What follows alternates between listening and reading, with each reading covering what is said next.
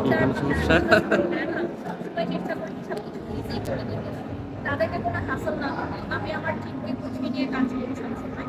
এই জন্যই হয়তো তারা আমাকে দিয়ে কাজ করে। ওনার জন্য শুভকামনা রইল।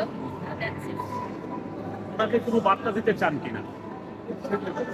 এই যে আপনি বললেন যে ওনার জন্য হয়েছে, সো এটা ডেফিনেট হিসেবে দ্যাটস ইট। আর ব্যাপারটা আমি আমি তো আসলে ওনার সাথে ওনার পার্সোনাল সাংসারিক জীবন, উদ্যোক্তা, ব্যবসায়িক সবকিছু সামাল দিয়ে উঠতে হয়, কারণ আপনি যদি জীবনে বড় কিছু করতে চান তাহলে আপনাকে ডেফিনেটলি কষ্ট করতে হবে। আর আজকে আমি ফ্লাইটে আসছিলাম, দেখলাম আমার সাথে একটা ভিআইপি প্যাসেঞ্জার যাচ্ছে, উনি একজন বিজনেস পার্সন, অনেক বড় একটা বিজনেস পার্সন। সো উনি ফ্লাইটে উঠে ল্যাপটপ ওপেন করে তার কাজ শুরু করছে। সো আমি তখন আমার ম্যানেজারকে বলছিলাম যে ল্যাপটপ মানে এই ফ্লাইটের টাইম উনি বসে নেই, উনি ল্যাপটপে আমার কাজ করছে।